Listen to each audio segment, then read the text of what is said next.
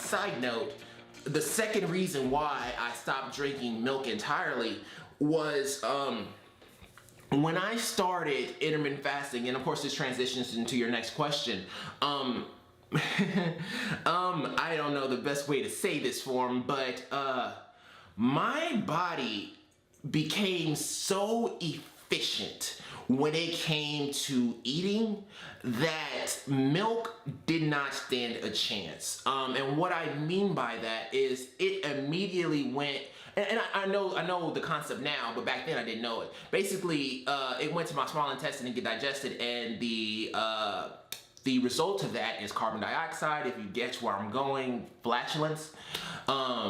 Even though I've never been lactose intolerant my entire life, as soon as I started intermittent fasting and I started getting into a rhythm, that happened.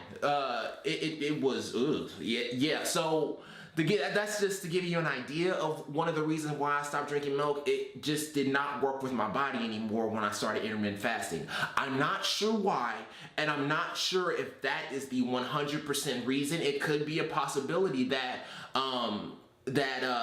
I just became lactose intolerant. I'm not sure. I've never had a day where I haven't intermittent fasted, like ever. Since I started, I have not gone a single day where I haven't intermittent fasted. So I can't tell you. It's become so natural to me, I don't even think about it. So I can't tell you, if that's the reason, but that's why I stopped. Because it was awful. It's like I couldn't control it anymore, and it became a pain. So that's that. Now with intermittent fasting, with hunger, there's two different things to look at. And I'm sorry, I'm just looking here. I just wanted to make sure my battery wasn't dying on me. Okay, cool. So with intermittent fasting, there's two ways to look at hunger, okay? So this is the main reason why I say that you want to start with your nutrition first, because of intermittent fasting. Your nutrition helps so much when it comes to hunger, regardless if you're intermittent fasting or not. That is the huge picture that everybody kind of skips. They see intermittent fasting because thanks to Hodge twins and some of the writers of books and things of that nature, intermittent fasting is starting to become more so in the limelight. However, people start to jump on it, but they don't understand the defaults of nutrition. Intermittent fasting benefits so much more from nutrition, basic nutrition, than it does from you just jumping on it. Because if you just jump on it, you're going to experience things like hunger. So what I did, see, in fact, you were asking about my personal opinion. What I did when I started intermittent fasting, I always made sure that the last thing I ate was or drunk in this case, was a protein shake. And I always used casein protein. Now, I'm not saying that casein protein is the reason why I did not have hunger pains for so long, but that's just what I did. I used casein protein. I made sure that that was the last thing I ate. Now, now do I still do it? No, I don't need to anymore. My body has kind of gotten used to it, and I don't even think about it anymore. But back then, the last thing I always, and this went on for 6 months of me doing just straight casein protein, making sure that that was the last thing I ate. That went on for about 5-6 months. That was always the last thing. That's back when I was putting kale in my protein shakes. That's another video. We'll talk about that later. But that was back when I was putting kale in my protein shakes. And that's pretty much what I always did. I always made sure that I ended with a casein protein shake. Now, my hours were also very beneficial. I slept during my fasting state. I would definitely suggest that if you're not. Like if you have it set up so that, you get a nap in the time where you're feeding, you might want to change that up a little bit. And I know this is a little bit more advanced. We'll definitely go into the more beginning stages of intermittent fasting in later videos of the open form back in the past. But you definitely want to have your sleep cycle inside of your fasting period. So for me, 12 to 6 is my eating window, and it always has been 12 to 6 or 12 to 5, somewhere in that area. So at the end of 6, and it's an 18-hour fast, which is different from everybody else's 16-hour fast, which is another video, but in any event, it's a 18-hour fast is mine. So at 6 p.m. is when I stop eating. However, I go to bed at around 11 o'clock or midnight. So we're only talking about a 6-hour span where I actually don't eat. So right then and there, you see what I'm saying? So that 6-hour time frame, casein protein is supposedly, I can't say that for definitively because everybody's results are different and I'm not going to say something that's not true. Casein says that it's supposed to last for 6 hours, and so I didn't really feel very much hunger. And granted, my carb count was also to the level that I wanted it at, which was around 150 to 200 back then, because I noticed at 200 I was still losing weight even though I was eating things that I actually enjoyed. So my carb count was around 200 grams. And with the casein protein, I wasn't finding myself hungry. Now, when I woke up, which was around 7 o'clock or whatever, I get to work and everything like that, and I usually started well, if it was a weightlifting day, I'll get up at 6 o'clock and then work out. It definitely helps to work out. Oh, this is gonna be so long. It definitely helps to work out between 6 and 7:30 in the morning. That's when I actually got my workout in, which is during my fasting window, but it was less than the 20-hour. There's a 20-hour. For me personally, I like to get in my workout regimen. I don't want to go further than a 20-hour fasting period before I start working out, if that makes sense. Because I noticed for me personally, at 20 hours, that's when I start to lose energy.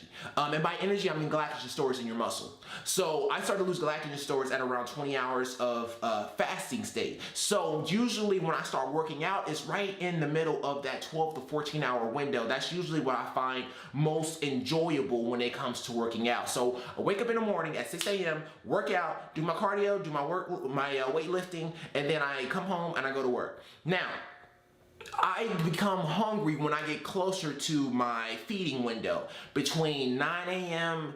and noon is usually when I get hungriest. Now, the trick to that, and how to get around that, I'm sorry for elevating my voice, I'll probably adjust it, but the trick to that is I use gum. A lot of gum when I first started, but you don't need as much, but make sure it's not the kind that has 5 calories, because it doesn't take much based on studies, and I need to find the link to that so I guys can actually show you, but it'll probably be another episode when I really start getting in depth. But 5 calorie, it doesn't take much in order for your body to change from a fasted state to a feeding state. So it doesn't take much. So you definitely want to go for gum that doesn't have any calories and uses like sugar, alcohol, or something like that. And that's what I did. I used gum. It kind of acted like a pacifier when it comes to eating and everything until I got to my actual eating window.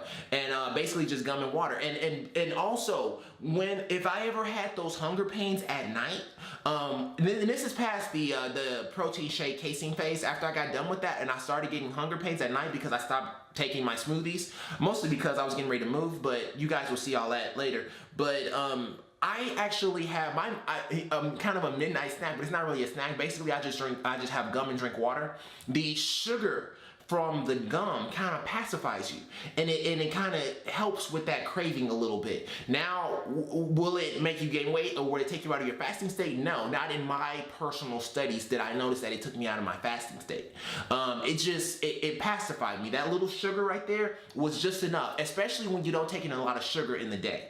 So that right there is just enough, because you'll notice when you start lowering your sugar intake, little things become sweeter to you. So like fruit is really, really sweet nowadays, and things like Splenda and Stevia are very, very sweet to me, whereas back in the day, I wouldn't have even noticed it. I would thought it tasted funny and nasty and gross and whatever because my sweetness was candy bars. But when you start to take away sugar from your diet, things become sweeter.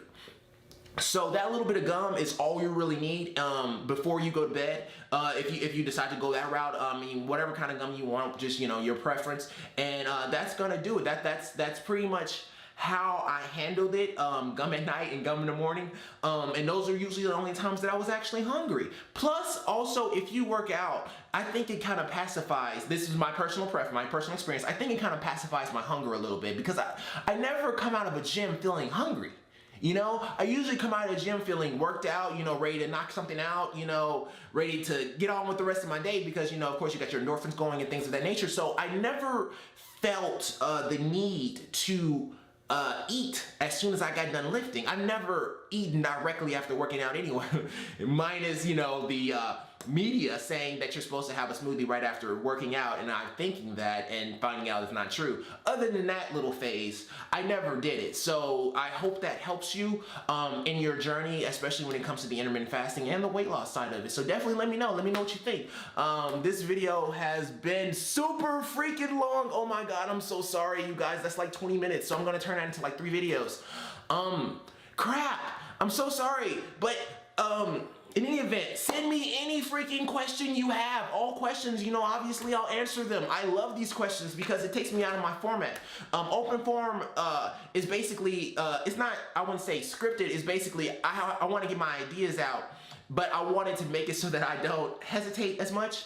I noticed that with my talking that I tend to hesitate, especially when I'm trying to think about what I want to say, because I know it's kind of a touchy subject when you start talking about weight loss and people have different ideas and different goals and things that help them. So I try not to step on anybody's borderlines, because when you lose weight form, there is no strict one guideline when it comes to lifting weights, and I want to emulate that. I don't want to put anybody's weight loss ideals down, because it is not a direct science. It is not a direct art. You can create any kind of weight loss that you want to in any kind of method that you want to. It really depends on what works best for you. So with that being said, I gotta end this because this is gonna be so long. It's gonna take like 3 days to upload. But that's gonna do it for this episode. Send me freaking questions. Oh my God, I will answer them all. Just send me questions, you guys. You know I love you. I will answer whatever you want. So that's gonna do it for this episode. Talk to the AB to the OUT. Bye.